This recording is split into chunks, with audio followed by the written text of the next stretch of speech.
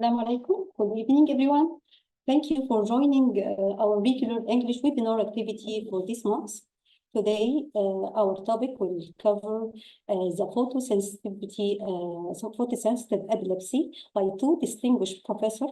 We are thrilled to have both Professor Dorothy Castle and Professor Bosenka Joski-Jacobi.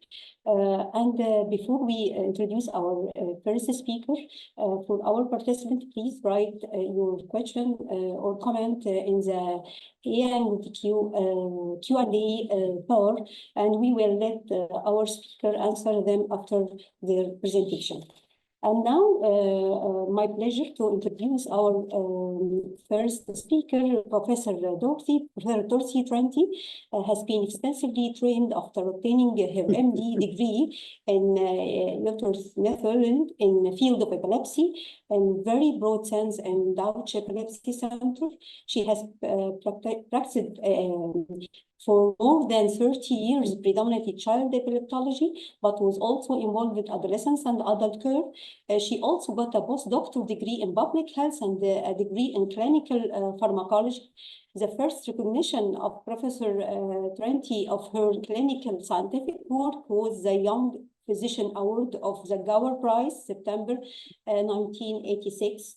She has published more than 150 peer-reviewed articles and also 35 book chapters.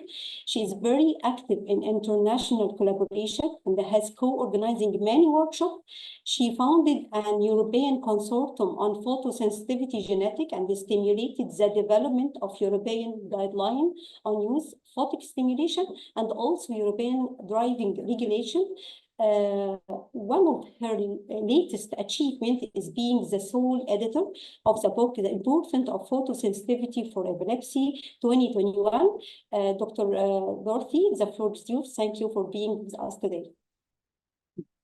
Thank you very much. And hello, everyone who is in different countries. I find that wonderful that you're showing interest in this subject, which I think is so much epilepsy. And I hope I can tell you more about that. And together with, of course, my colleague and friend, Boza Jorkic. She will come after me then. So I will start sharing the screen. Delen, do I share already? Select here, yeah, delen. Oh, yeah, no. Yeah. Okay. Vanaf the beginning. Yeah, this is the test where it's let me start at the beginning. You get already an overview of the different ones. Here we are. Okay, so let's start. So photosensitivity, and my task is especially to focus because there are so many subjects, but I like to focus on diagnosis and treatment. So I've always been very much in favor of this very old theory of Lennox, showing that epilepsy is really a threshold thing.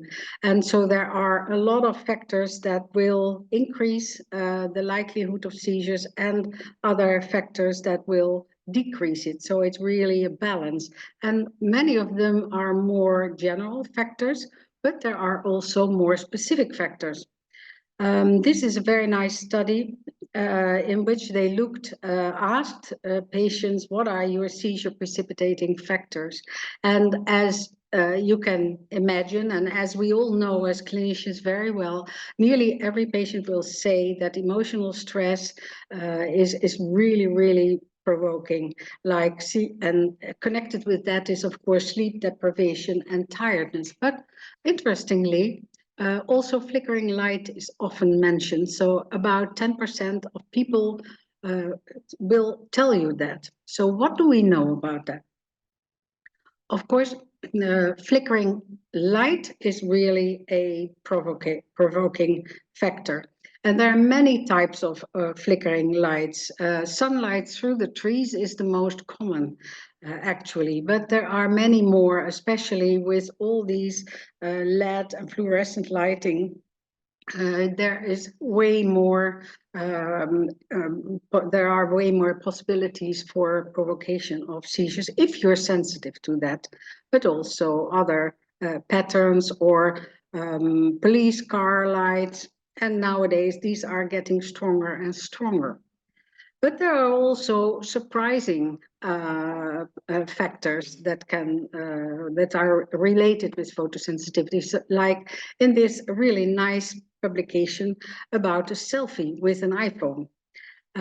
Here you see with photic stimulation that here you see a so-called photoparoxysmal response. And when this is done with the flashing of the iPhone, you see more or less the same. I want to stress here is that all these photoparoxysmal responses or responses to this flashing is preceded by eye closure movements. And eye closure is really something that adds to the sensitivity. If you do the different flash frequencies and then the different eye conditions, as we call it, you get differences in what we call ranges. If we do know that if you take all patients with photosensitive epilepsy together, then they will be mostly sensitive between 10 and 30 hertz. And in order not to provoke seizures, we like to start low and go up. And then as soon as there's a generalized response in the EEG, you stop. And then you go from high up, from 60 down. And you do that the same for eyes closed and eyes open. As you can see here, this is a kind of a typical patient, most sensitive for eye closure, 8 to 40 hertz. Eyes closed less and eyes open much less. And so often you won't find anything with eyes open. So here is another example of how you can best test it. This is a girl who had a generalized tonic-clonic seizure in the discotheque. That's often how patients come to the clinic. If you don't have a generalized tonic-clonic seizure, you usually do not go and accept it. As I learn more and more from student volunteers who are photosensitive but never go to a hospital. So she had a myoclonus watching TV, and during photic stimulation, as you can see here, she had eyelid myoclonia and also shaking of her whole body. What is shown here is this is eye closure. It's really at the start of the stimulus. You say close your eyes, and then really at that moment you start the flashing, and then you get the maximum response. Then you wait for at least 5 seconds, and then you do it with, in this case, with eyes closed, same frequency. And she is sensitive for both modalities, both eye condition. If you investigate 50 photosensitive patients in this way, you will see different things here. First of all, of those 50, way more are sensitive to eye closure than to eyes closed and eyes open. And if you don't do the eyes closure condition, you will miss 10% of patients. You won't consider them photosensitive. Also, the ranges are different. So the range, meaning the frequencies for which they are photosensitive, are much bigger. Here you can see from 2 to 50, people can be from 2 to 60 sensitive, while that with eyes closed and eyes open is much less. Of course, if the range is very big, if you're sensitive from, say, 8 to 40, the likelihood that you will have seizures evoked in daily life is, of course, much higher than if you're only sensitive to one frequency, for example. So that is something to take into account to make decisions about prevention or treatment with medication. If you take a whole group of photosensitive patients, all studies more or less show the same, that there is a peak around adolescence, and then afterwards the prevalence will be less. Also, very typical is that females are more affected than males, and only at a lower age, below 12, there is some predominance of males, but overall, if you take it together, there will be there are way more females. But what about this upper end, above 50? There hasn't been not much attention to that. And I think that is something that we will probably see in the future more often. Partly it is that if people are older, clinicians and technicians think it's not worthwhile to do photic stimulation. Similar with the Dravet type of patients, like there is already so much spontaneous discharge, why should you do photic stimulation? Anyway, this is a study we recently finished in the Netherlands, and this is from a cohort of people who are not photosensitive, have epilepsy. Here you see more males than females, and it goes down slowly. If you look at the ones who are photosensitive, you see again clearly female preponderance between 10 and 20 maximum, but also that there are people who are sensitive at a later age. And the point I want to make here is that then the difference between the sexes disappears. Here is an example where this is a man who started having seizures at the age of 50, clearly related with visual stimuli, and he was on valproic acid already and still had such a strong response when his eyes were open at 18 hertz. So we learned that the story of those, the elderly, was not different from the younger ones. So I think it's more a matter of being interested in that and ask them about it. Of course, it can also be just a coincidence, maybe, we don't know. This was an older patient with Alzheimer and reacted to photic stimulation, whereas further on the whole EEG was without any problem. It's normal. Then apart from flashing lights, we also have stripe patterns. Not many people recognize that. About 1/3 of the ones who are photosensitive will react to very contrast-rich patterns, vertical, a little bit more in general than the horizontal, so this is worse than that. And you will find it everywhere. So architects in clothing and yeah, inside, outside buildings, and getting more and more common. Very important is to really take time, which is a challenge nowadays, I recognize that, but then to ask patients really what triggered their seizures and give examples, because many of them don't know that it's a possibility, without, of course, insinuating that that is always the case. So I talked about the different lights, flicker, it should be flickering, but that can also be indirectly, for example, reflecting sunlight on water, snow and surfaces. And this is to warn that if a patient is really sensitive, it's wise to warn not to go for fishing and sit next to the water, because I know of a case that someone really was drowned because of this. And then we have fluorescent lighting, the LED lamps, especially nowadays, they are very, very strong. So here is a whole list. We have the patterns, but also a combination of lights and patterns. And then I'm talking about computer and television screens.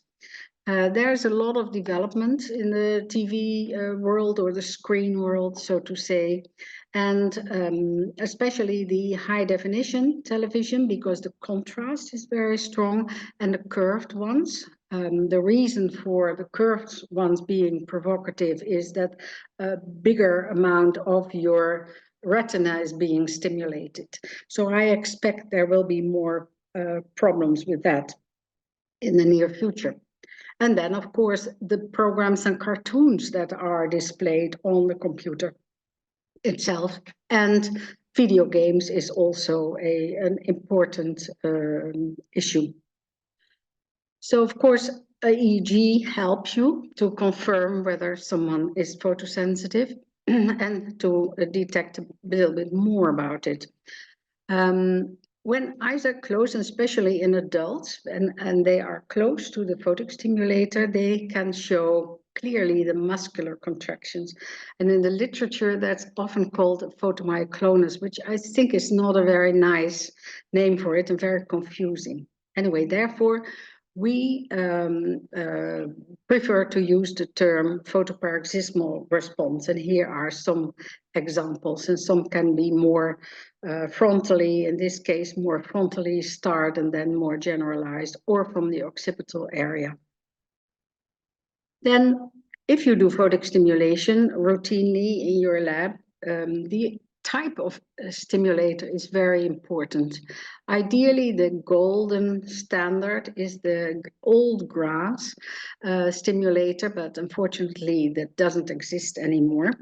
And this is an example of if you use the gold standard, a girl was sensitive, and without it, with a neoncodon, she wasn't, whereas the mother insisted that she was photosensitive, and therefore it was repeated with another photic stimulator and confirmed what she said. And of course, mothers are right. Recently, there has been developed a new type of photic stimulator, which has the same, not 100%, of course, because it's a LED lamp device, lifelines, and especially in Liverpool, in the UK, this was tested, compared the sensitivity ranges from the same patient with the two different photic stimulator. So it does exist. You can buy a new photic stimulator that is strong enough. Then you can, of course, that is the nice thing about visual sensitivity or photosensitivity, that you can adjust or adapt your methods, your detection method, depending on the story of the person. In this case, this is a change in the light, so a filter in front of the lamp, and here it is shown that red light is more provocative than white light. Similar with pattern, not many people do this. This is with a boy, a horizontal pattern. Here you see the reaction, despite a high dosage, relatively high dosage of valproic acid. Valproic acid really gets rid of the generalization of the response, but not in everyone this works as it should. If you are not sure whether it's the pattern, because yeah, it could be you don't know if it's a coincidence, yes or no, you can use half field, and then the reaction should be at the contralateral side. If so, then you're sure that has to do with the pattern. Of course, if you test it, the contrast between the lines is very important. It should be well illuminated. They need to wear spectacles because you should have a clear vision. And it takes more time to get a response. So at least 10 seconds stimulation and sometimes more. Here is an example of a girl who responds to looking at a pattern. In this case, the bag of her mother. And I want you to look at her carefully.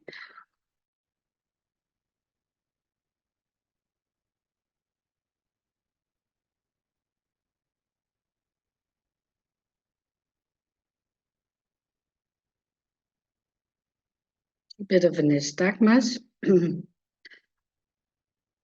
Smiling.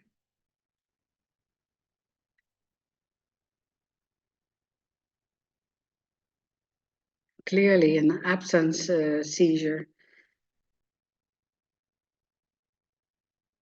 staring.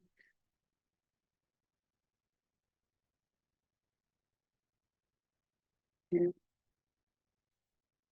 So that's, I mean, I think you will miss it if you don't, if you haven't not an idea that that might be a possibility. And also, really, video helps. In her case, this is her EEG. She is very sensitive.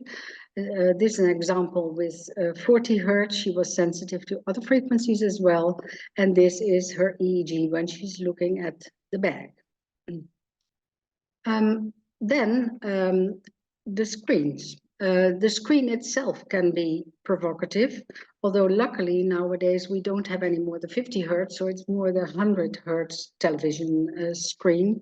So this is an example of someone, the boy, who responded to a simple program on the screen. So we consider this more a screen type of problem than really from the program itself.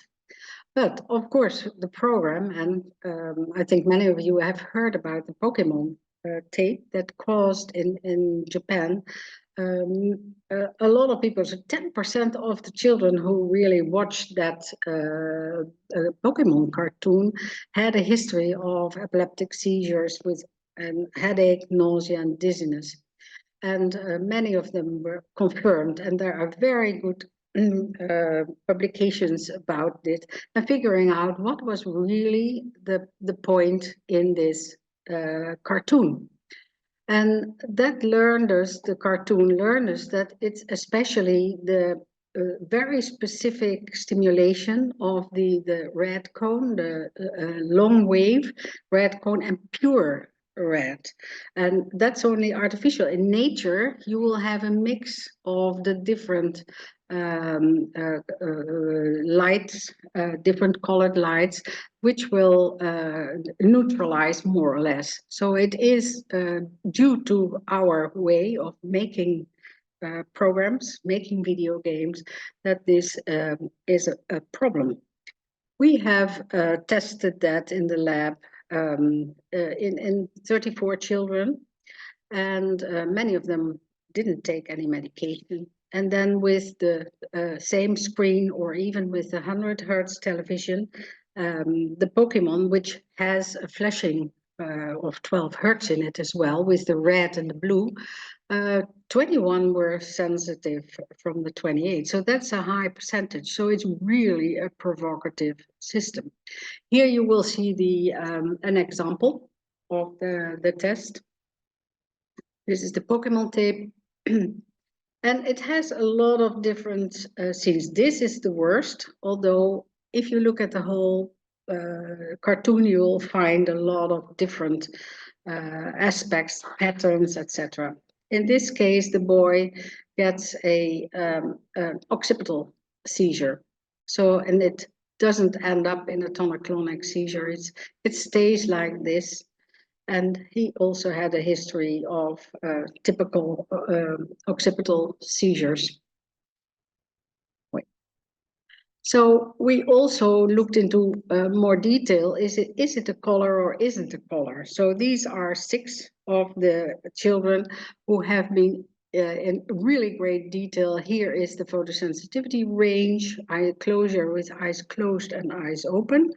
Whether they are pattern sensitive, meaning this is the size of the screen, the bigger the size of the pattern, stripe pattern, the more likely you will be sensitive. So the first patient is much more sensitive than the other 2, and here she is typically for horizontal patterns and not for vertical, whereas the others don't show, of the 3, don't show any difference. The 3 of the 6 are not sensitive to patterns at all. So what we did, we changed the Pokemon tape from the colored scenes to pure black and white. And then what you see, there's no one who reacts anymore. If you do the color back, then yes, of course, not everyone reacts to it. So that's always a lesson as well, that not everyone will be equally sensitive to the Pokemon. And also medication didn't really prevent someone from being reacting to that. So in any case, we can say it's the color for sure. Then we have, of course, a lot of video games, and that is also started with a Nintendo Super Mario World.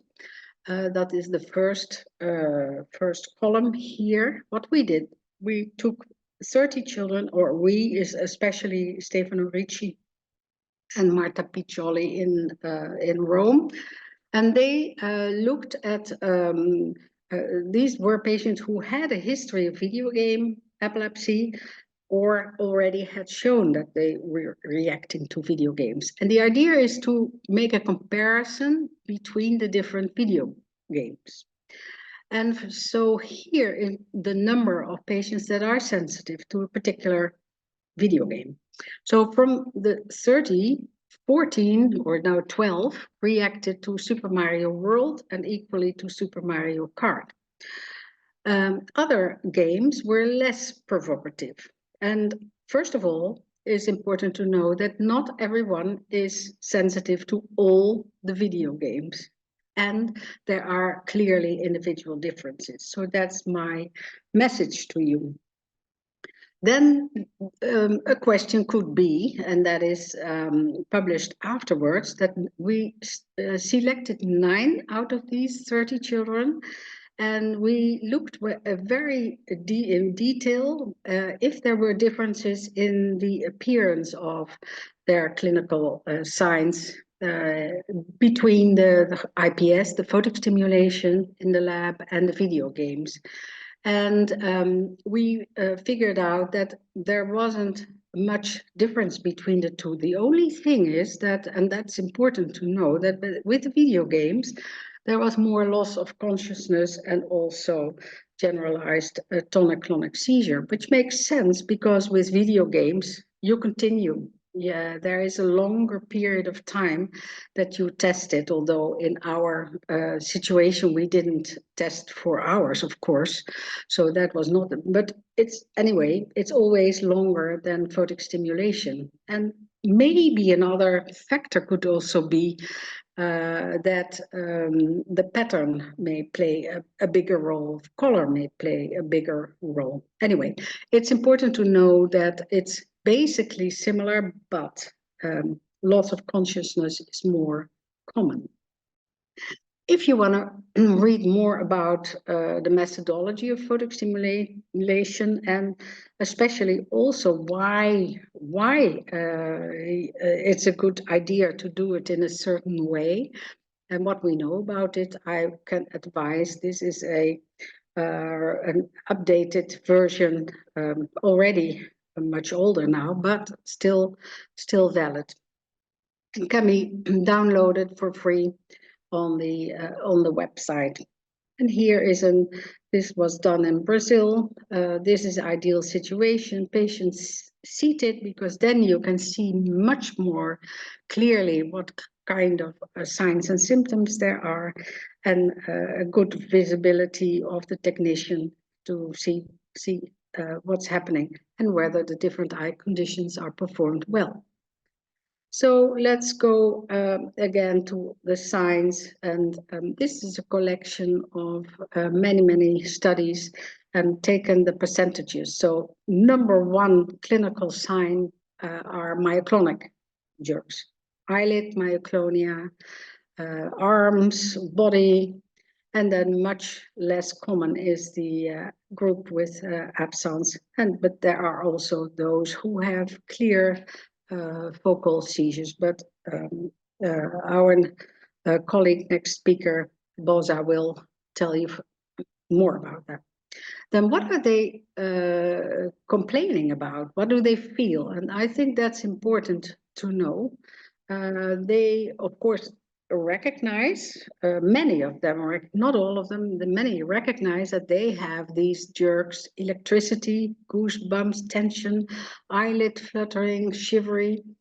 In their eyes, they can tell you that there are changes of eyesight, involuntary eye movement, loss of vision, pain in the eyes is also peculiar, and strange feeling behind the eyes. It's not always so easy for them to really tell you what they feel, but they feel something in their eyes.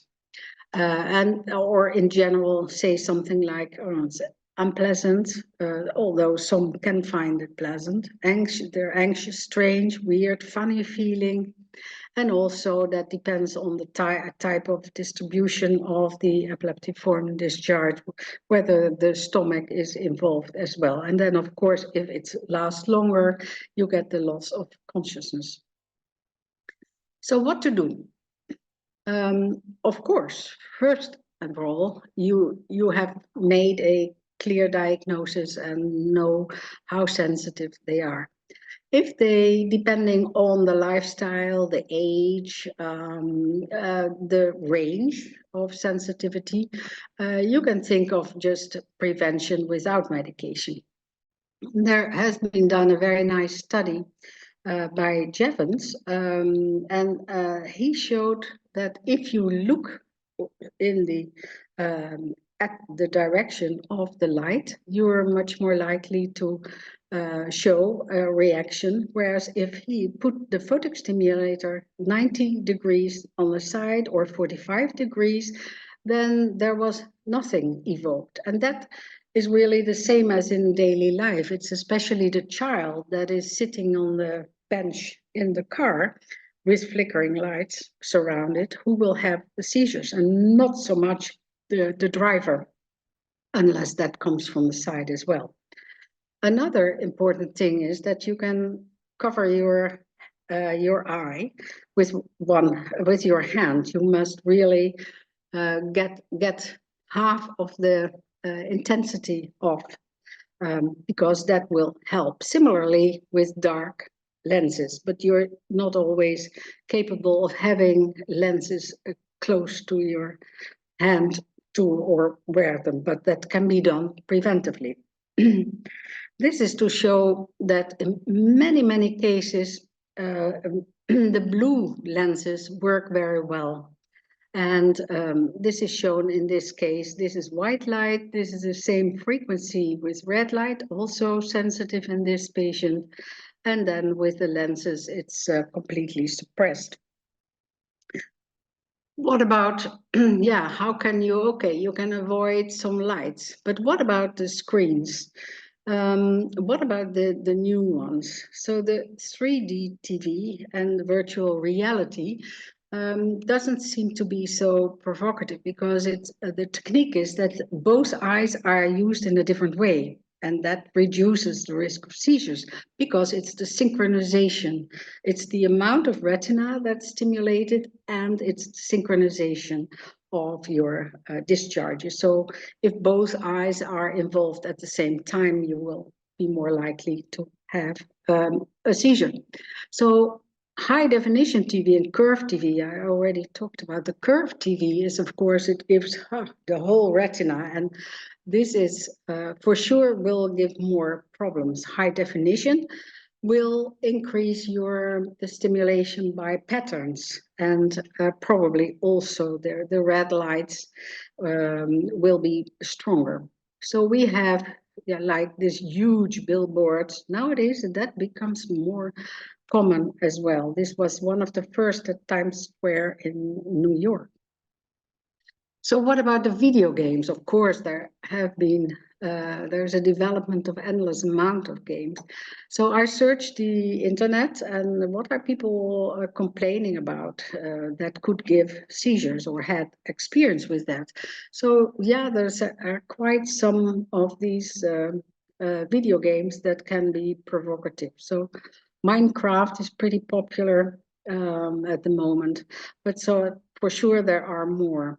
So in order to show this, to be sure that this is provocative in that particular patient, best is to ask them to take the game with them to the EEG department, so you can test it whether it's provocative or not. Of course, it takes more time. That's a problem. And what about this? I don't know. This is, of course, wonderful and beautiful. This is at Las Vegas, where they have developed this. So they can project all kinds of images. So I wonder what that will do. So time will tell whether And this will be additionally provocative. Okay, so prevention is of course nice. Don't go to a discotheque, or go, as someone, a colleague of mine, told me, be a pirate. If it's carnival or things, you can go to discotheques if you have one eye covered. Anyway, it's not always possible. So also if there are spontaneous seizures, because there could be a mix of those, then it's wise to protect someone with medication. This is one of the older studies in which was very nicely shown. This is before therapy. There is a response, photoparoxysmal response, at different flash frequencies. And this is after steady state valproic acid. What was left is only one frequency. And you can imagine that that is indeed correlated with prevention of seizures, because the likelihood of having in your surrounding exactly 12 hertz, it's possible, but it's much less. And also the duration is less. So yeah, sure, medication helps. This is another example of a girl who got valproic acid. And typical for valproic acid is that it gets rid of the generalization of the response. And what is left is over the occipital area, you keep the reaction. But clinically, it's fine. Or it can, or sometimes you get some little things like dizziness, falling asleep during that, or that feeling as such. Can be very subtle feelings. That can be a clue also if you want to withdraw the medication. If a patient is seizure-free for a longer period of time, and it's debatable whether this should be 1 year or longer, it is wise to see whether someone can live without medication. Usually, the response is completely suppressed.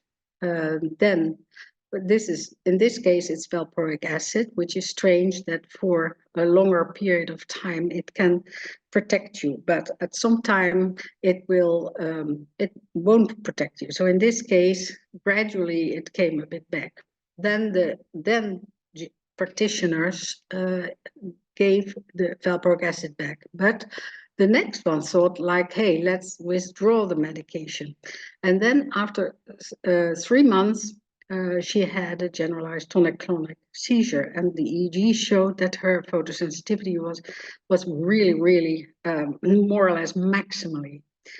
And I know of several cases in which also serious things happened when medication was withdrawn. And what is easier than if you withdraw it partly, make an EEG and see whether it comes back, the sensitivity, or whether someone stays without this response. So medication should, the withdrawal should be monitored.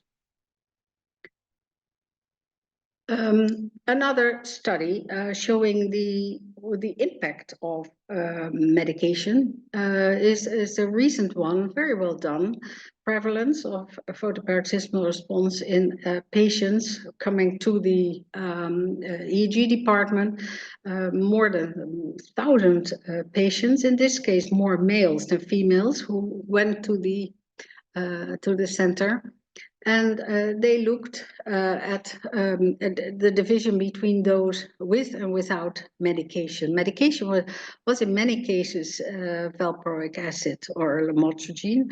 And they figured out that, yeah, the likelihood of being photosensitive and have a PPR is much less if you are taking medication.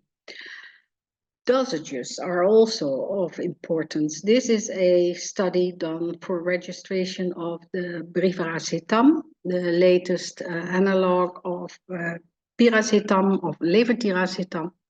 And in this case, every hour, first day, placebo day, every hour, the range for which you can provoke a photoparoxysmal response are determined. So in this case, 8 to 40 hertz, then half an hour later, 10 to 40 hertz. So over the day, this is the basis. This patient was taking gabapentin that didn't really influence this. So then the next day, first you have your baseline again, and then you give, in this case, brivaracetam, and you measure it. And here you see that after 1 hour, the range is really, really diminished, and then it comes back. If you increase the dose, you will see it's completely suppressed after half an hour already, and then it comes back a little bit, but much later, 24, 28 hours. And with 40 milligrams, this effect is even stronger. So at half an hour, complete suppression, and that stays for 48 hours. 72, it comes a bit back to normal. And these are in correlation with the blood levels. So this shows that doses are important factors to diminish the response to photostimulation. Another study from the Turkish group, they looked at what's happening if you follow up patients who are photosensitive and have juvenile myoclonic epilepsy. How does it go? Will they come into remission? Will they have a relapse or no remission at all? And the idea is they took they had a total cohort of 257 patients. Of those, 108 were photosensitive. That is 42%, which is pretty high, majority females. And they looked then a year later and figured out are they seizure free or not. And the medication should have been unchanged. And they compared then with the ranges and figured out that the ones without remission, they had a wide range of PPR. So that is the red, you see here, the lower limit and the upper limit. They are worse than if you are not so sensitive. And that it also had to do with the focalities, but I think the range is an important issue as well. Then if we look to the families, in relation also to what the clinical information that can give to the PPR. So interestingly, these were 16 families in Holland, and all of them were investigated exactly the same way because of genetic research. And so half of them had a PPR and half of the family members didn't. And then it's interesting to see is there a difference between those with and without PPR if you look at the clinical side of it. So yeah, not so strange that those without a PPR had much less often clinical seizures. And that those with a PPR had clearly visually induced seizures and also many spontaneous as well, but both of them. So there is a clear relation between having a photoparoxysmal response and clinically the likelihood of having seizures provoked by visual stimuli. Another important thing what we figured out is that within families, if there are people with migraine and epilepsy in the family history, the likelihood of finding someone who is photosensitive is very, very high. So it is connected. And within families, of course, this is a study from Oman in which they looked at the genetic generalized epilepsy population over a wide age range. Then 35% had showed a PPR. So it is clearly also that can be seen in families with intermarriages. So what was already a bit mentioned is that this book, in which many people around the world contributed and gave their knowledge and wisdom, and so I'm happy that this has been published, because before there were only monographs from Jevons and Harding. So this is a new endeavor. And there is recently, with Bob Fisher as the first author, an update a review by the Epilepsy Foundation on visual sensitive seizures. And this I already gave some advice. And yeah, this is just a too short of a summary of those who have worked with all of this, and of course endless amount of patients. And I thank you for your attention. I'm waiting for your questions after the total session.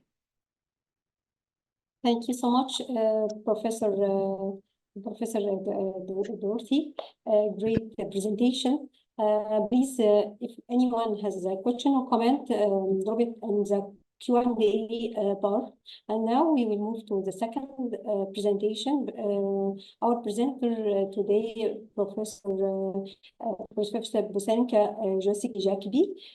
Dr. Jacobi is a currently consultant pediatric neurologist and epileptologist at Pediatric Department, Dardshefa Hospital in Kuwait, and the Pediatric Neurology Clinic in Neurokid, Bursa, Nice, Serbia.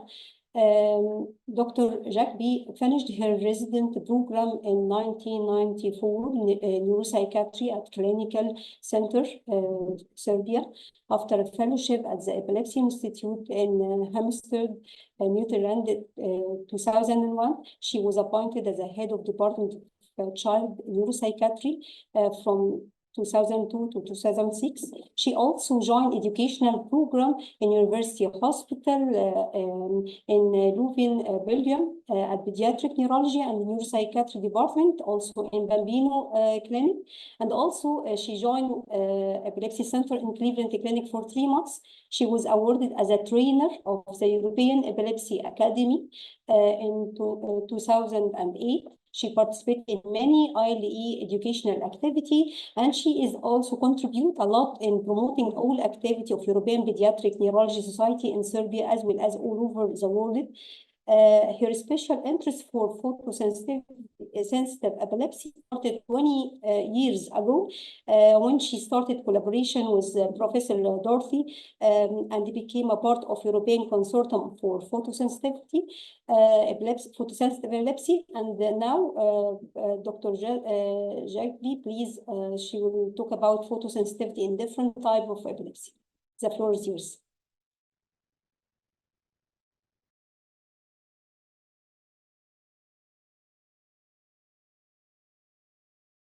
You are muted, Dr. Bosenka. Please. Yes. Thank you, Nermin, for a nice introduction. And I would like to thank the organizer for giving me the opportunity to talk about photosensitivity in different types of epilepsy. Thank you all for finding the time, especially during the weekend and during summertime, to follow our webinar dedicated to photosensitivity, the topic that still does not have the place it deserves in area of epileptology. How can I move my slides?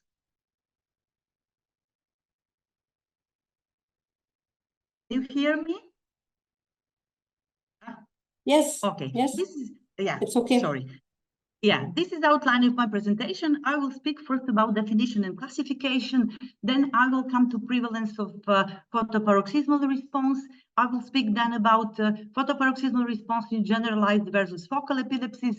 Then I will switch to the specific epileptic syndrome like progressive myoclonus epilepsy and Dravet syndrome. And I will support my presentation with different EEG pattern and the video EEG of my patient. Then we will come to conclusion.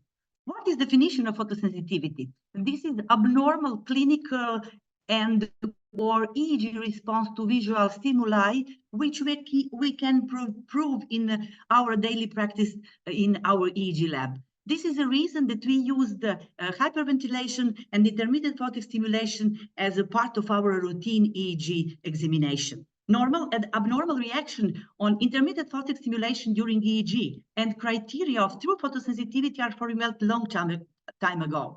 But I would like to distinguish two different terms. First, photoparoxysmal response, which means epilepsy from EEG discharges evoked by intermittent photic stimulation, and another term is photosensitive epilepsy, which is a rare form of reflex epilepsy characterized by seizure in a photosensitive individual.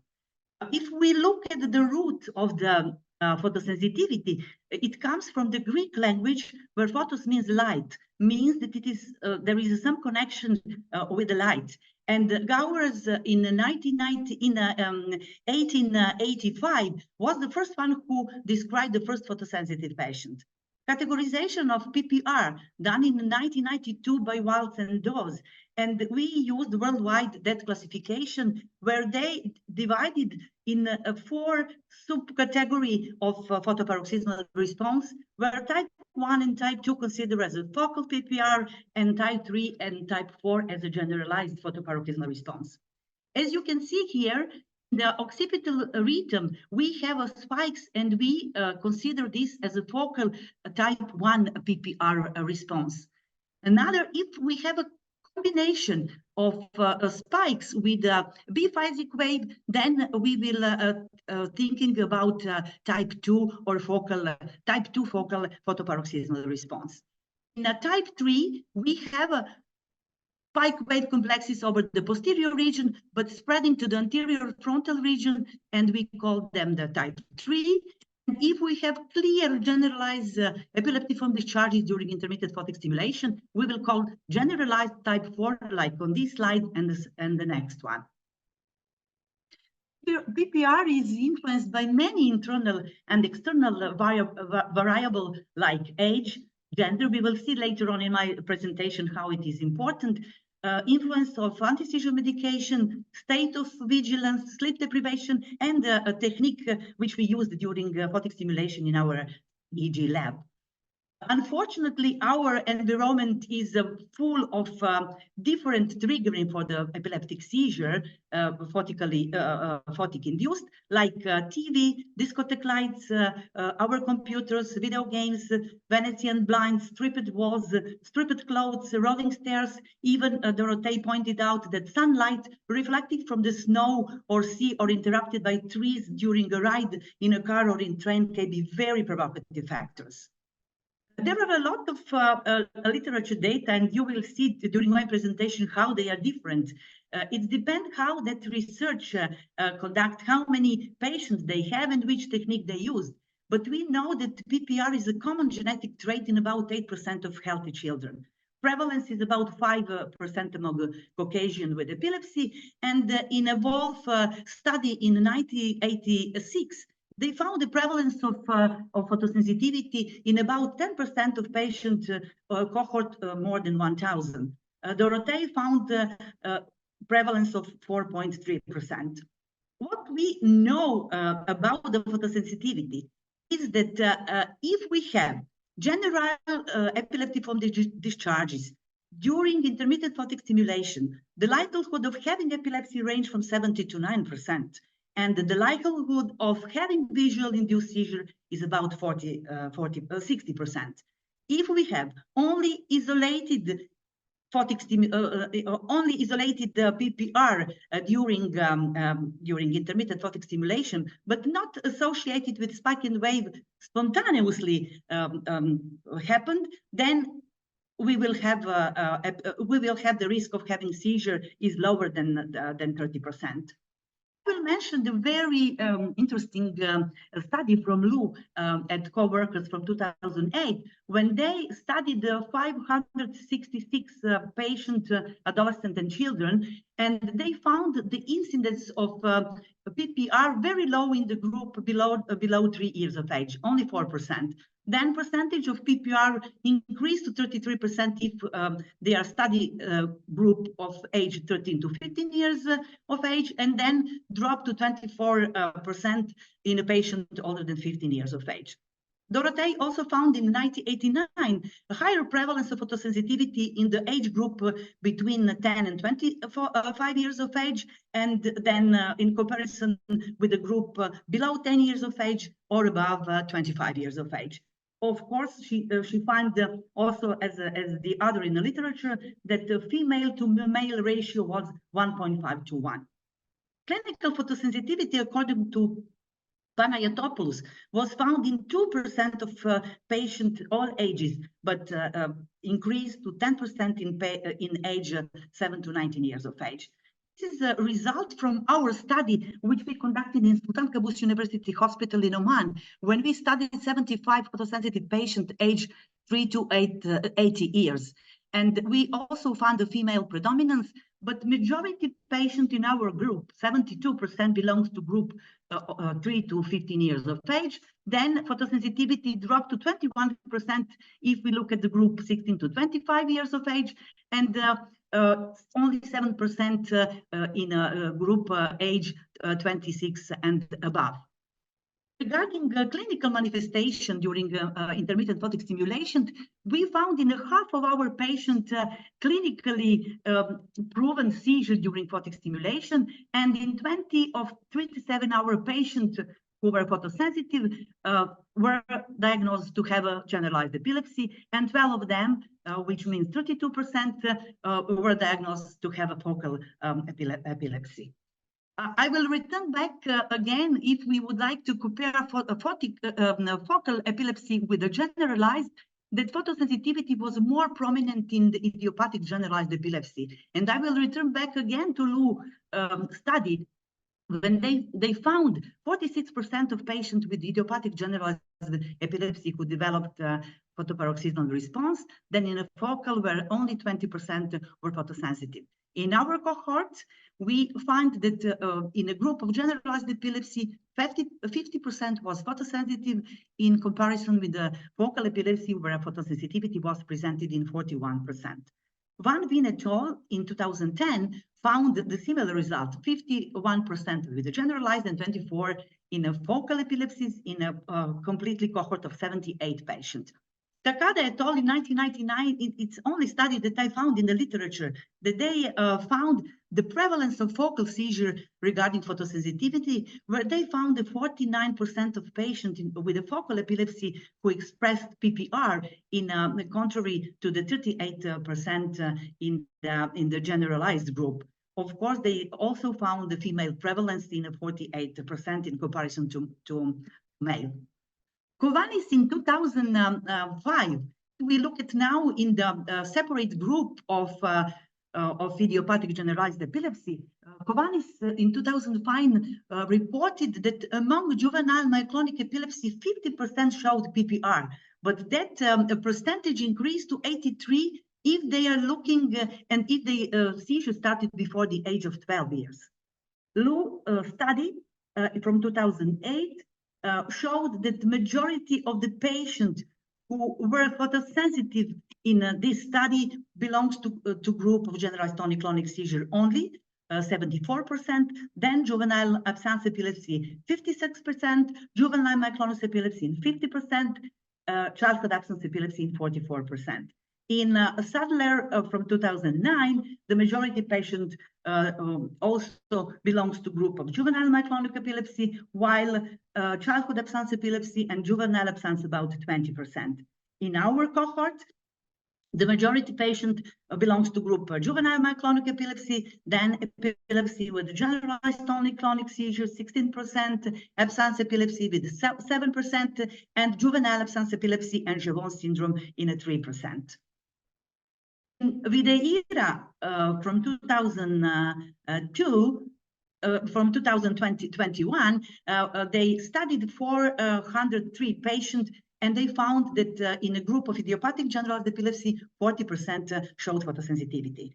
Of course, again, female was predominant, and what they expected. More common was in juvenile myoclonic epilepsy than the other idiopathic generalized epilepsy. According to Wolf study from 1986, the highest prevalence is also photosensitivity was in this group, and then dropped to childhood absence epilepsy and juvenile absence epilepsy.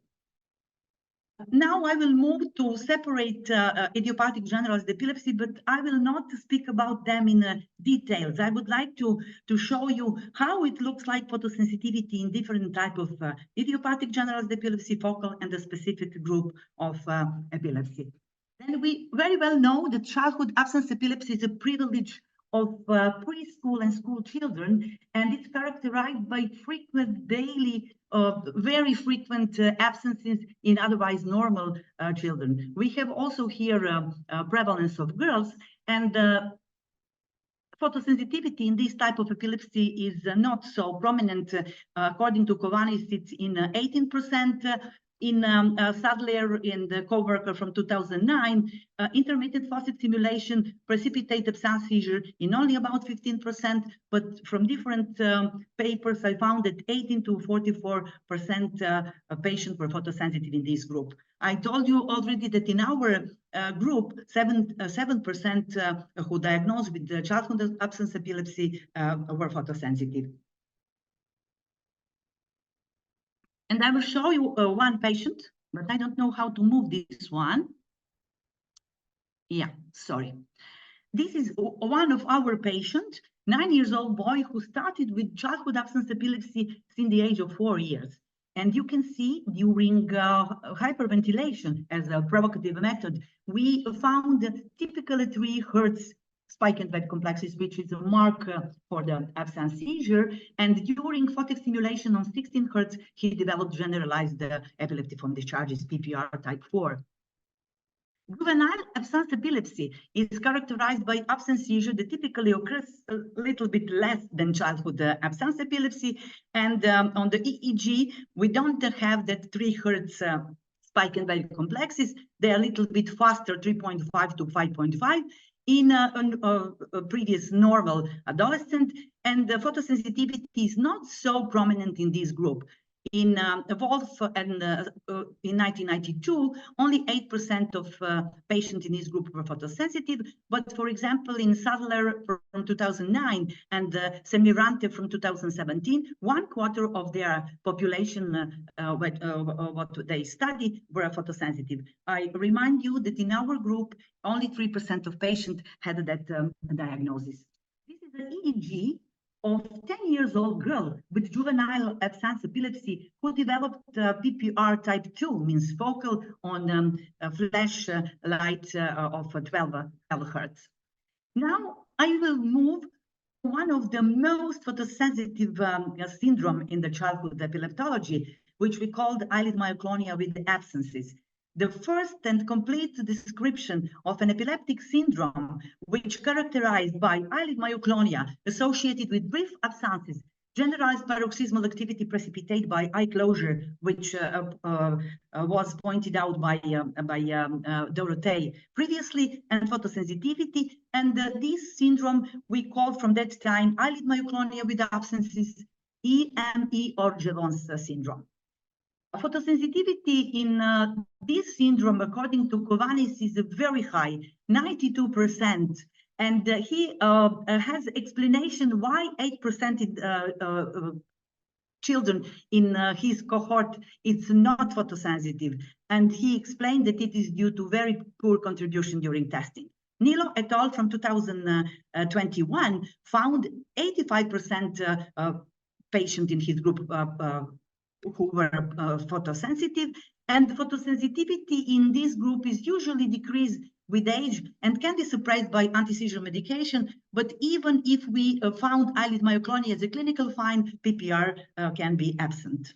And this is a 2 EEG of our patient, anyway, a 12-year-old girl with the Jevons syndrome who developed photoparoxysmal response, generalized one, on 10 Hertz of flash stimulation. And on the right, you can appreciate 14 Hertz stimulation, also PPR type 4. There is one entity which I would like to point it out especially, and this is perioral myoclonia with absences, which has been recognized neither as a seizure type nor as a symptom by the International League Against Epilepsy. The first description of that entity made by Panayotopoulos in 1994, when he described the 6 patients with typical absence seizure associated with the rhythmic contraction of the orbicularis oris muscle that we call perioral myoclonia. That perioral myoclonia can be isolated or associated with eyebrow myoclonus. And in our series of 4 patients with perioral myoclonia with absence seizure, 3 were photosensitive. I will show.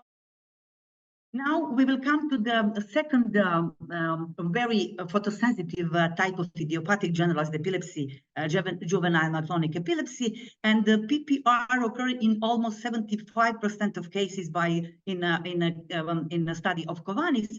And I have already mentioned that percentage increased to 83% in a patient if a seizure started below 12 years of age. Other reported a different percentage, for example, 30 to 54%.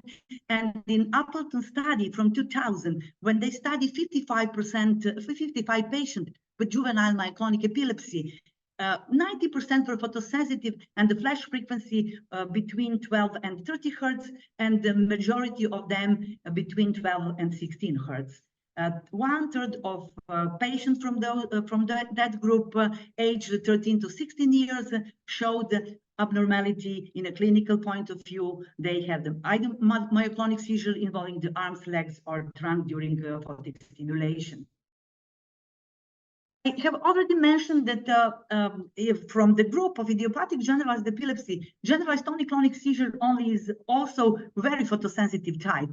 And we know that it is a type of epilepsy occurring during awakening, drowsiness, and relaxation. And there are many precipitating factors like sleep deprivation, fatigue, excessive alcohol consumption, shift work, changing in sleep habits, and so on.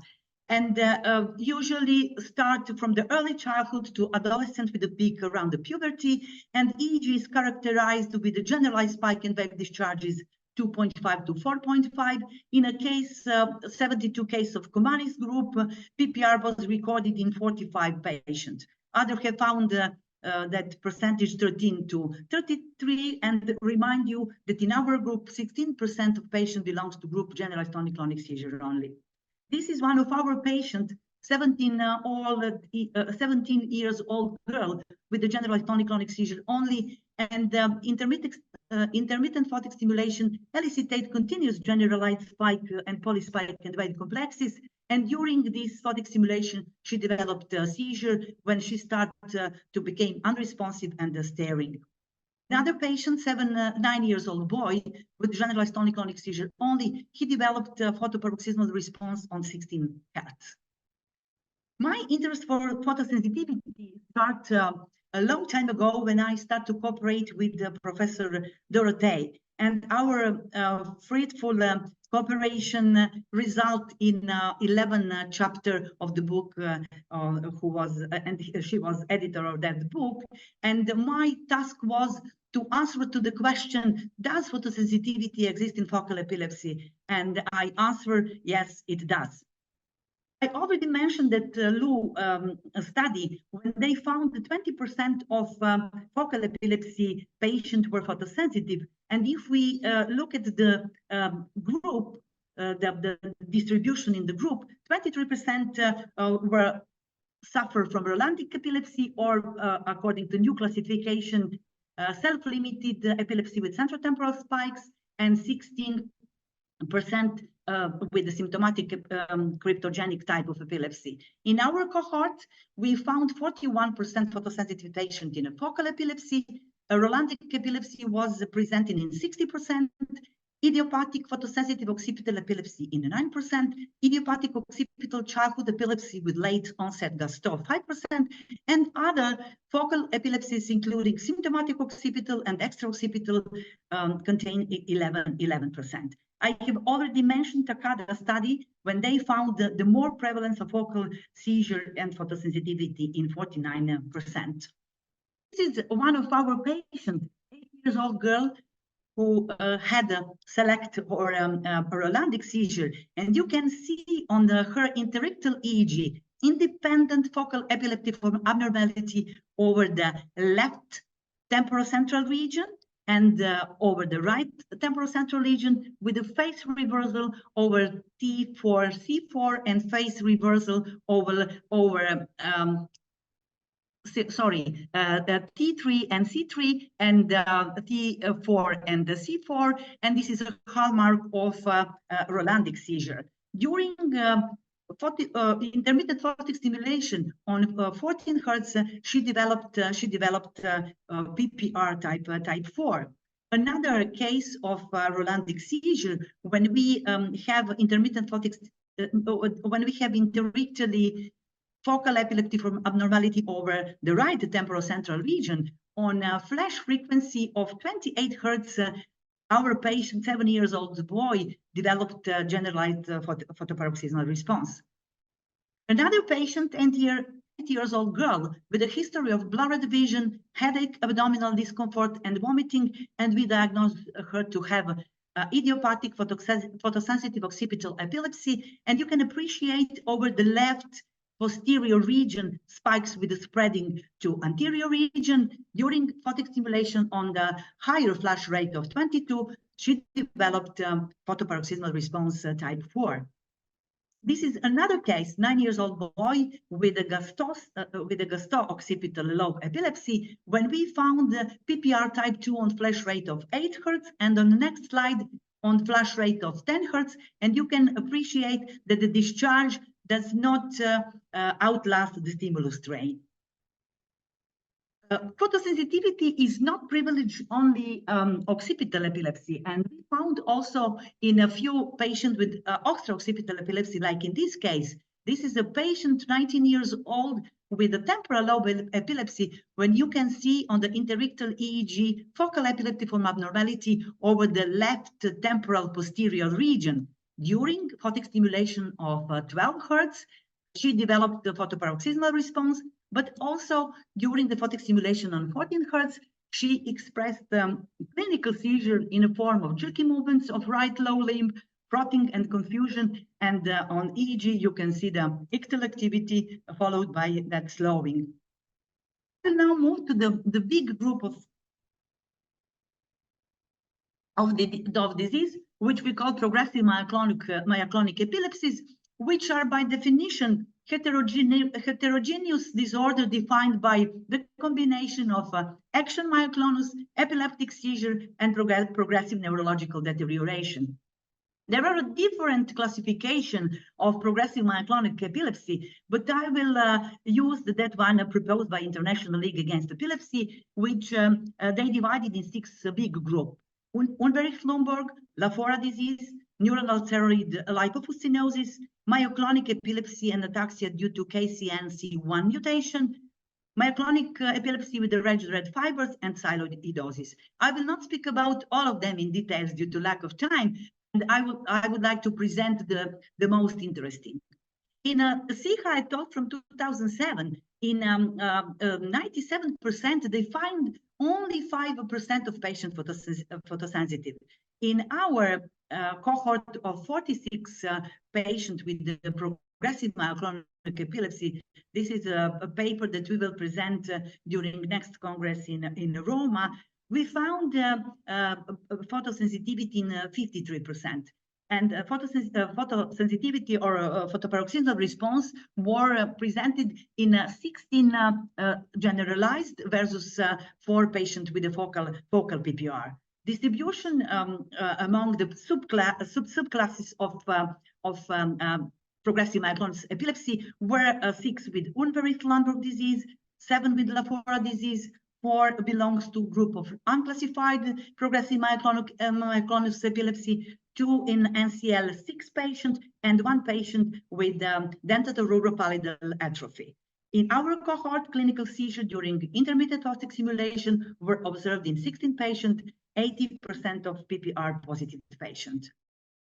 Unverricht-Lundborg disease is the purest and the least severe type of progressive myoclonus epilepsy associated with a very mild intellectual decline over time. But what is a problem in Unverricht-Lundborg disease? That the patients are severe handicapped due to very frequent and very severe myoclonus. In Ferlazzo et al. From 2007, they found a PPR in 88% at the beginning of disease. And they pointed out that it disappeared in 92% of patients after 10 years of follow-up.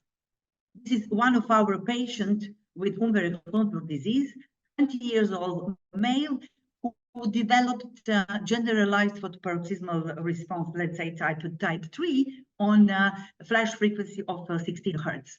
I will come now to the photoparoxysmal response in NCL, and PPR is frequently found in NCL population, especially in NCL2 patient, NCL5, and NCL6 patient.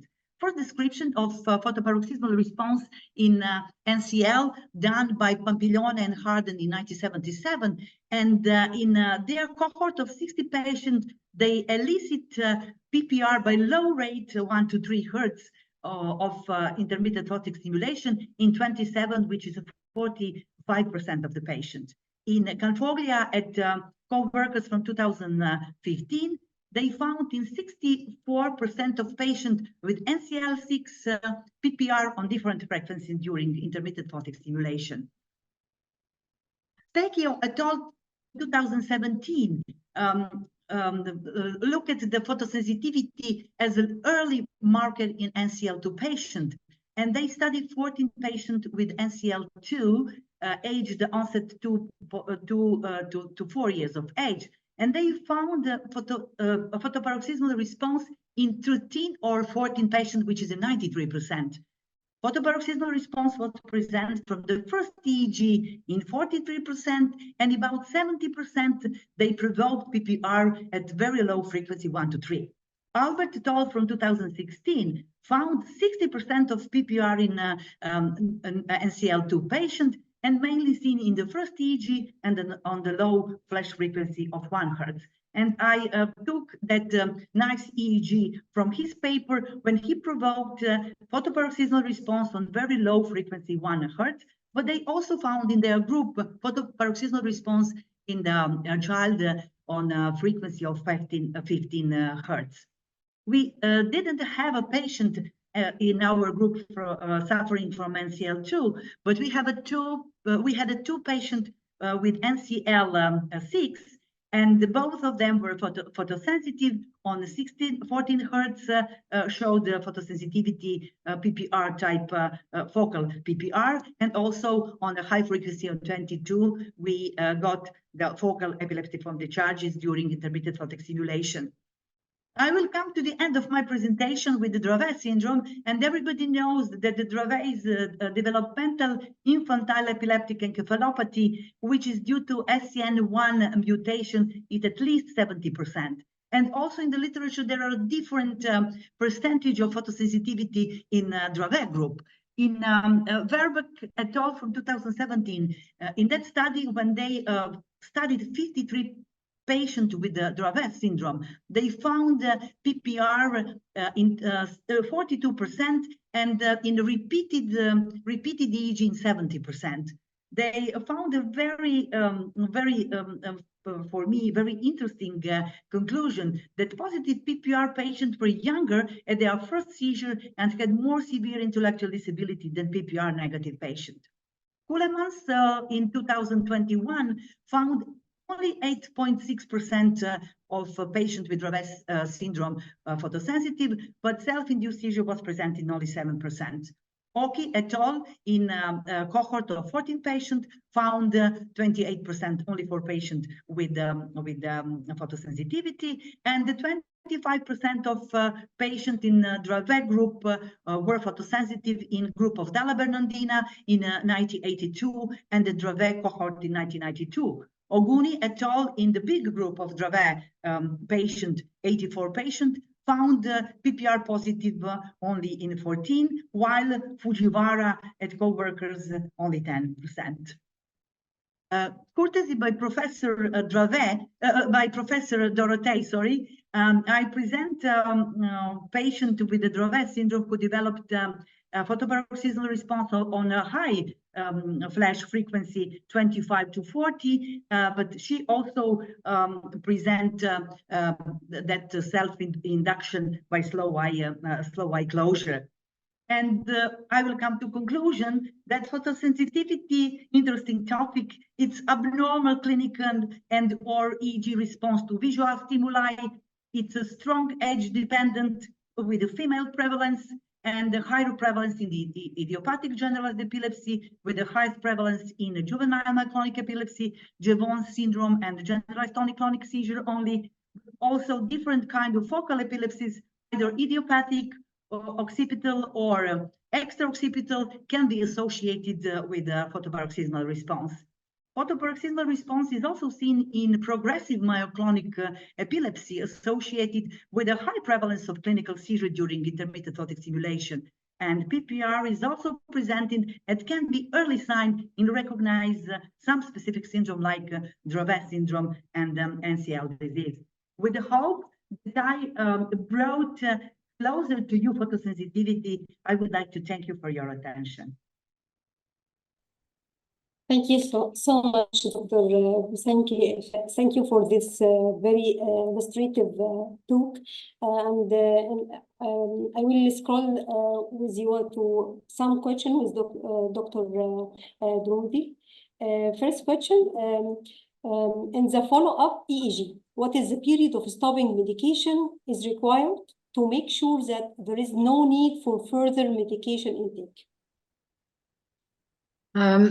Sorry, first I want to tell Boza that she gave a wonderful overview of incredible with wonderful examples, very complete. So really, really great. Thank you.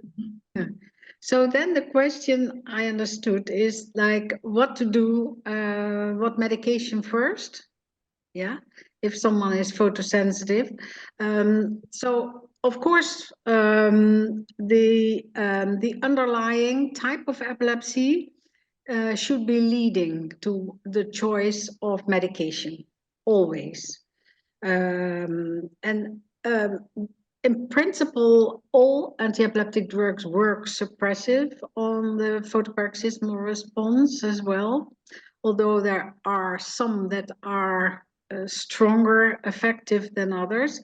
So we know, of course, of valproic acid, but for girls, this is not the best option. So that's a pity that in women, that's more prevalent in women. So then valproic acid is out.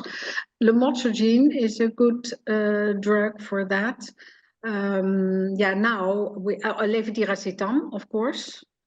Basically now everyone starts with levetiracetam, and that really wipes out myoclonic jerks and also those that are related with photosensitivity.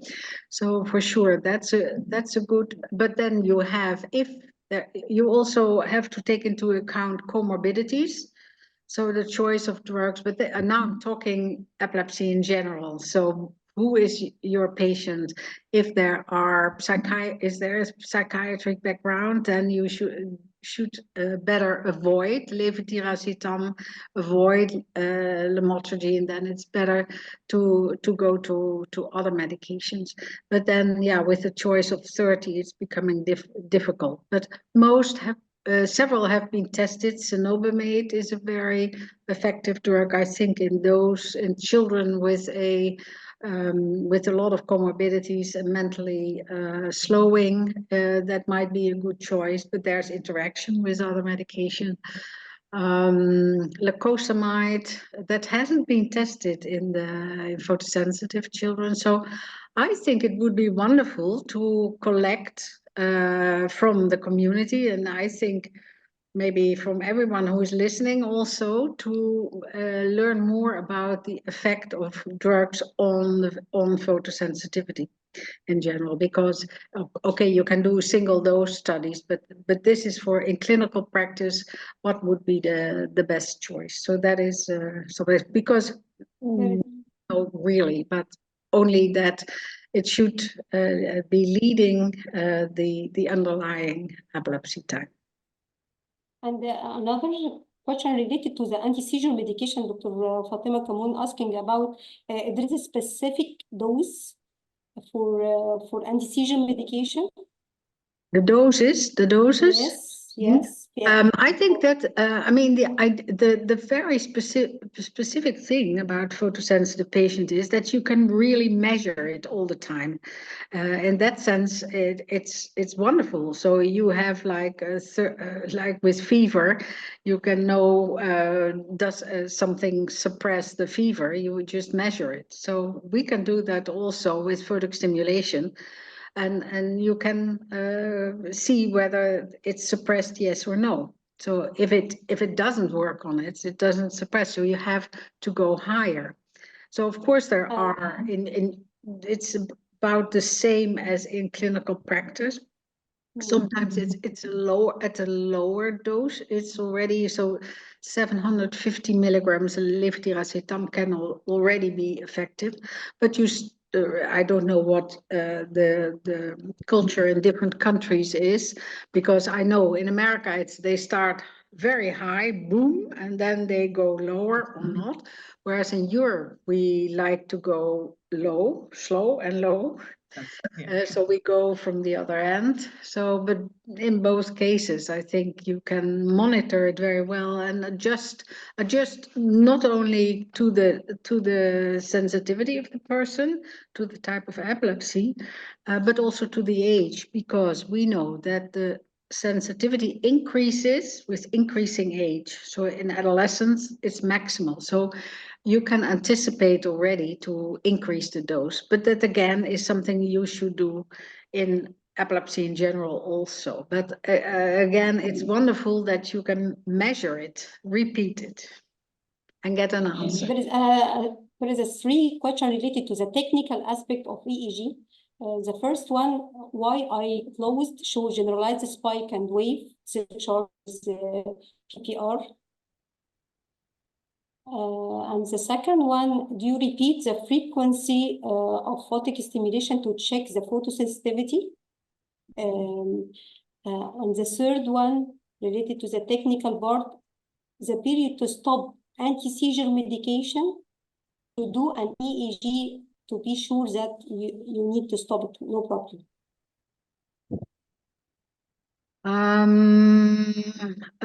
Of course, most of the technique you can find in the article that is written and can be accessed through the internet, through the ILAE website. So the choice of frequencies is also described as such. But yeah, you can even or uneven frequencies. There is, so usually you do a mix of those, both even or uneven. But I have checked that in many patients, and I don't think that really makes a huge difference. And then, of course, as soon as if there is a response, you stop. You don't continue for 5 seconds stimulation.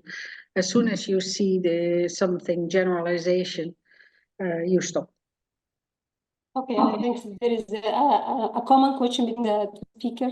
Dr. Ibrahim is an Egyptian epileptologist. Is there anatomical correlate for photoparoxysmal response, or it is genetically predetermined given the association with idiopathic generalized epilepsy and the female predominant? Boza, you want to answer this? You first, then I do. No problem. I mean, but this is not proven that this is not a privilege anymore. Like we 20, 30 years ago thought about photosensitivity. This is also very common in focal epilepsy, like I mean. Idiopathic epilepsies focal type means that we are really we are I mean not sure what we can expect it from photosensitivity. But there's also, I understood from the question, is that is it a genetic background? Is that the reason why they are photosensitive? We start learning more and more that of course there is there are specific genes that are more connected with photosensitivity than others. But first we had a small list, SCN1A, for example, but the list is getting bigger and bigger, and especially in connection with the developmental encephalopathic epilepsies. But maybe that has to do with how you investigate it, because these type of children are being investigated genetically very strongly, whereas you normally don't do that. So in what I showed in the families we have seen, there was a lot of IgE in a certain family. So that happens. But I think the number of studies is not enough to really come to a conclusion. And maybe also anatomical abnormalities, we don't know.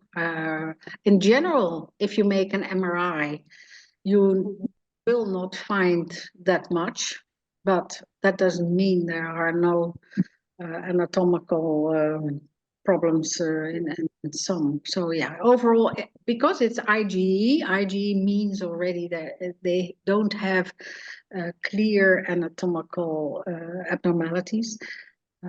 But yeah, still we don't know what really causes the reaction to photic stimulation, apart from like with hyperventilation. It's a provocation, but why do some people show it and others don't show it? Yeah, so. And another question related to the network. Myoclonic seizure type is particularly common with photoparoxysmal response. Does it imply any network disorder? Yeah, certainly. I think sometimes you can see very nicely from the occipital area to the frontal area. That is very much connected with it, and if that's specifically the myoclonic type of seizure. If they have more the absence or the focal type, the temporal lobe, then you see that's more connected with the temporal lobe. It goes down under, so to say, and spread then, whereas the myoclonus goes more over the cortex to the frontal areas. So it's certainly the diffusion of the effect. And also another question from Professor Fatma Kamoun from Tunis. During EEG, when we have interictal discharge during the awake, they occur also during intermittent photic stimulation. Before intermittent photic stimulation and after. How can we consider photosensitivity?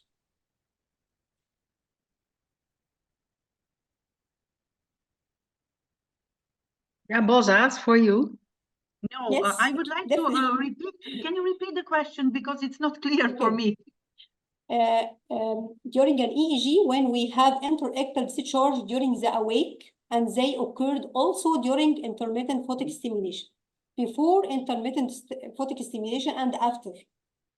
I think the meaning is if we found interictal discharge without provocation and also found with provocation. How can we consider photosensitivity? But it's a very clear, in a majority of idiopathic generalized epilepsy, we have interictal epilepsy from discharge, and also also ictal during, during photic stimulation. And I don't know what exactly that question is. But we confirm that it is patient is photosensitive, of course, if we got photosensitivity or epilepsy from discharge, either type 1, 2, 3, or 4 during intermittent photic stimulation. And in idiopathic generalized epilepsy, a lot of a lot of them has also interictal epilepsy from discharges, which are not associated, with a clinical, or they are associated with a clinical event. I think the answer is clear now. Yes. It is an important. Sorry, it is an important question, but it has to do with your technology of photic stimulation or your methodology.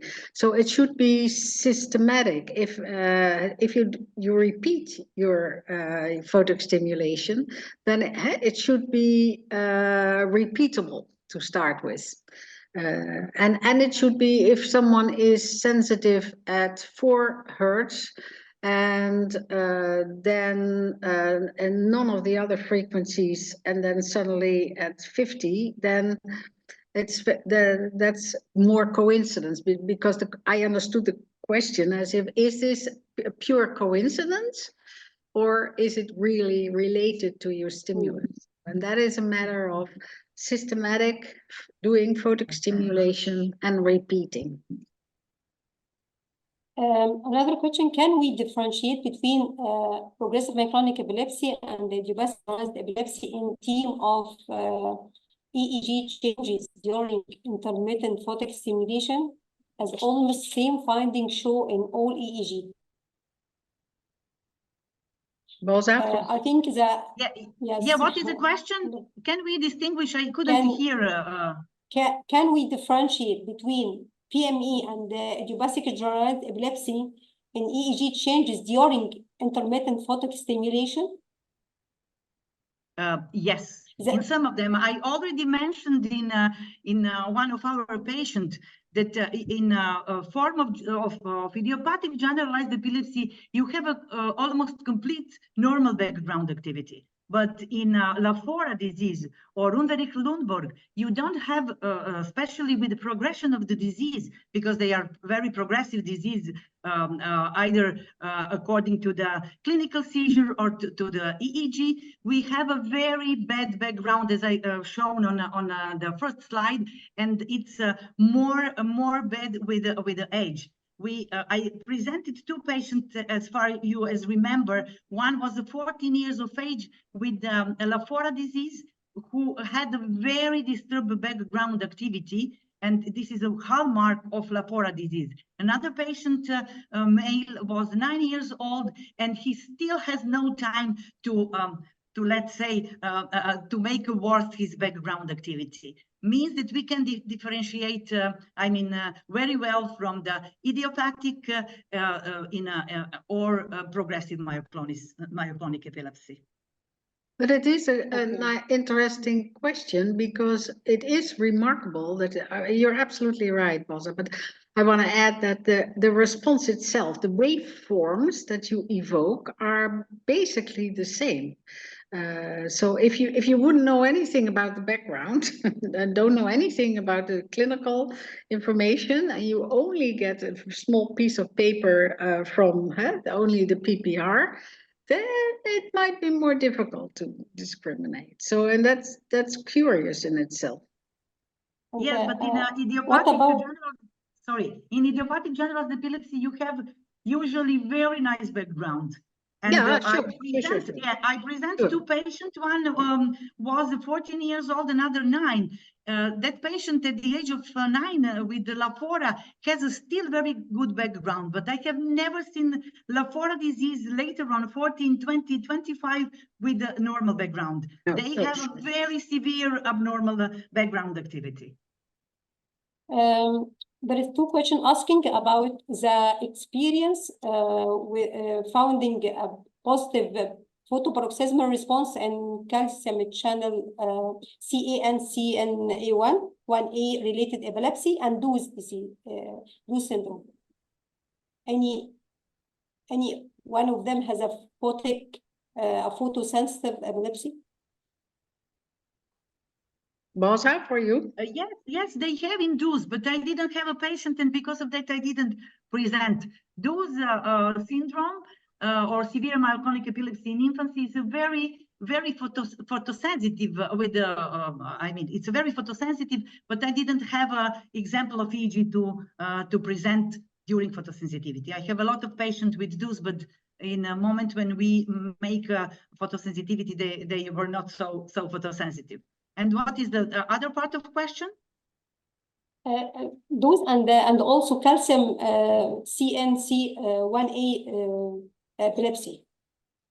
I don't have experience with that one, really. I have experience with other channelopathies, but not with that one. Maybe Dorothea, yes. Yeah. Okay. No, I neither. Yeah. These are all sporadic findings, huh? So we need to have more information on all of that. Many participants, thank you both for this informative and interesting talk, and asking about we expect to see photosensitivity in NCL regardless of the frequency of intermittent photostimulation. Yes. Yes, and I proved in a few patients that we didn't have a very low. What is our colleague Specchio pointed out, that we can maybe discover the cases of NCL2 if we, at the beginning of the disease, started with very low frequency photic stimulation. But from my personal experience, we didn't get, maybe Oman is not, I'm in place where they where we have a lot of photosensitive patients in those group, but we had two patients with NCL6 type, and they present a photosensitivity. In all NCL group, they expected that photosensitivity were provoked by very low frequency, 1 to 3 hertz, but my experience is not something like this. And I present also in the same paper when our colleague showed that they have a photoparoxysmal response on 1 hertz, but also in the same group, photoparoxysmal response on 15 hertz. And also the Italian group showed in NCL6 the big cohort of the patient who were photosensitive. I think about 65% of them, but on different photic stimulation frequency, not only on the low frequency. I think that it is not important it is low or high. It is important that we got photosensitivity by provocation, that we can advise the patient to avoid stimuli. For me, one, like a clinical doctor, 1 or 3 hertz or 15 and 20 doesn't matter. It's important that patient is photosensitive or no. Okay. Another question, can we replace wearing glasses by affecting lenses, especially on light? Lenses are more difficult. I mean, you can't, we don't know what, better said, we don't know what the long-term effects are. Whereas just glasses, you put on, you put it off and on, that is easier. So I have never seen anyone who really used contact lenses for a longer period of time. And yeah, you have traffic lights troubles. There are some situations in which it's difficult to do that.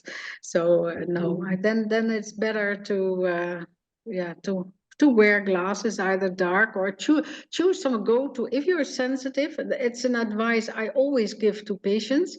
Go to a shop where they sell different colored glasses and try it out. What do you like best? And it's just some colors, hey, you find nicer and more relaxing than other colors. And we have tested that. And then they come back to the EEG, and then it's always right, which makes sense.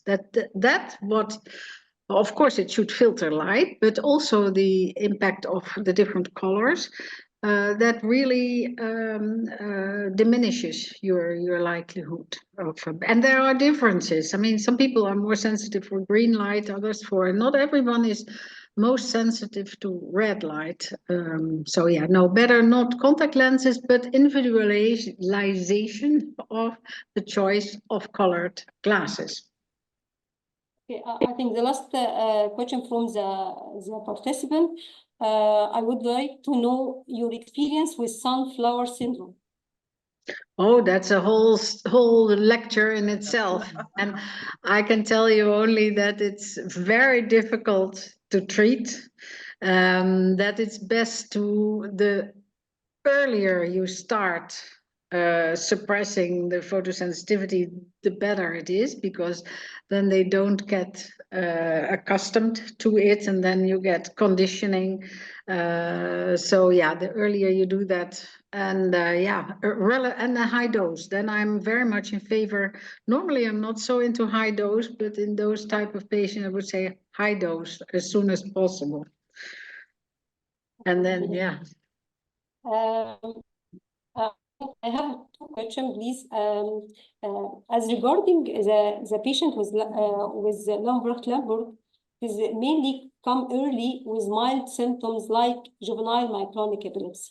So can we routinely decrease the frequency of intermittent photic stimulation to 1 or 2 hertz?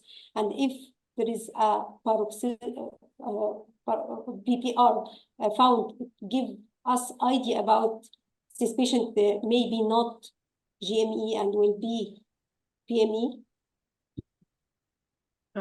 I'm not sure that we at the beginning can divide it to entity, but later on, the juvenile myoclonic epilepsy is epilepsy which we know that it is idiopathic, and this is in a healthy, let's say, otherwise healthy individuals. But I have already mentioned that Unterich-Lundborg is a progressive neurological disease. This is progressive disease in terms that myoclonia were very severe. And and I pointed out that this is not so problematic disease to treat, but there is a very high, prevalence of invalidity due to that severe myoclonus, which is not the case in juvenile myoclonic epilepsy. Also, I think that during a time we can distinguish those two entity, and for juvenile myoclonic epilepsy we should have usually triad of the symptoms. We have a generalized tonic-clonic seizure, which usually bring to us a patient who retrograded. We know that they had a salva of myoclonia in the morning, and in the case of Unterich-Lundborg, it is a little bit different, I think. Also, if there is any decline in cognition, like can happen in Unterich-Lundborg, we should to thinking about that disease. Of course, if we have isolated myoclonus, which is a very prominent, then we should send the patient to the genetic study, and genetic study can help us that it will be, mutation due to Unterich-Lundborg disease, not juvenile myoclonic epilepsy. So can we close our webinar by advice from both our expert speaker, as the challenges between parents and their children, epileptic children, who always hold the mobile and they're exposed to screening all over the day, and remove how we counsel the family and avoid to put a pressure on children, adolescents with epilepsy. Don't hold the mobile, don't expose to screen so much. How we can counsel this in a practical way?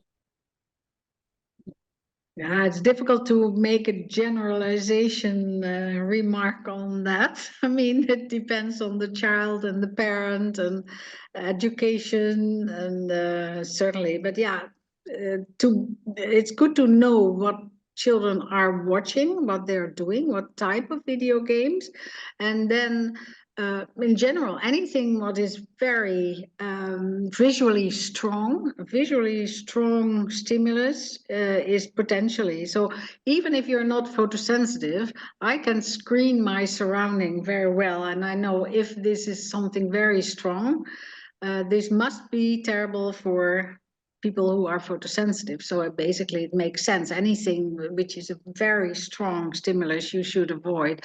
But yeah, and then how you cope with that, and not too long video gaming, of course, but keep an eye on it, see if there is something happening, if there's loss of consciousness, short lapses, short myoclonus, yeah, be aware that That's it.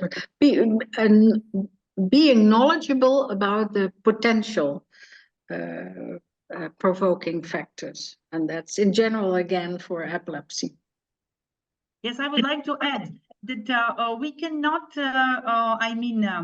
stop all activity of our children. Either they are healthy or not. We are now in an environment where all exposure to the different kind of photosensitive, triggers. But I think that it's a very difficult, especially in a children, that we can tell them don't do this one, don't that this one. They are always in a clinch between the different forbidden things, and I think that we should to leave them to do on a proper way. What does it mean? I am the doctor who always on the side of the children, but not in the terms that they should to look at the mobile all the day, because they have to study, they have to do a lot of things, especially if there is a provocation for the children. But Nermin, we cannot stop all normal activity, because nowadays we are,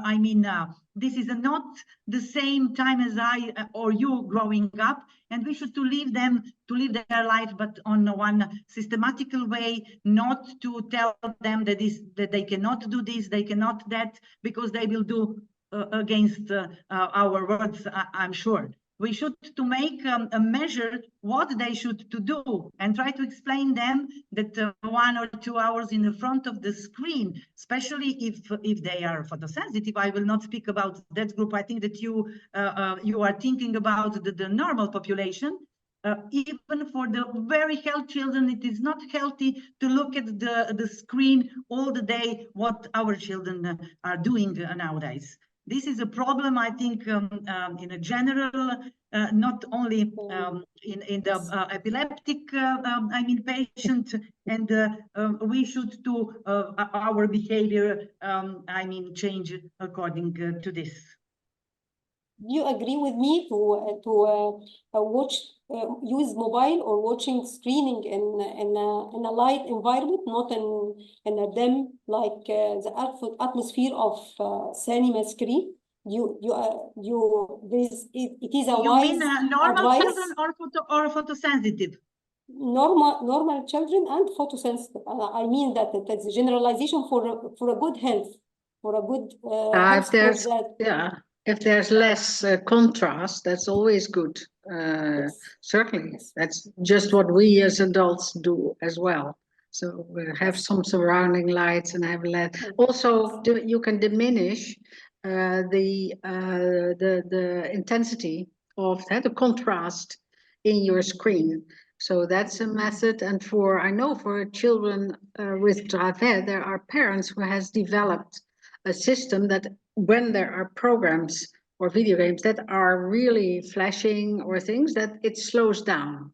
So they can, in the end, see the same content as every other child, but it's not provocative anymore. So I strongly believe in that sense that I fully agree with Boza that you shouldn't refrain kids from being different from other kids, but you should. It's also necessary to protect them. I mean, you don't want them to have tonic-clonic seizures.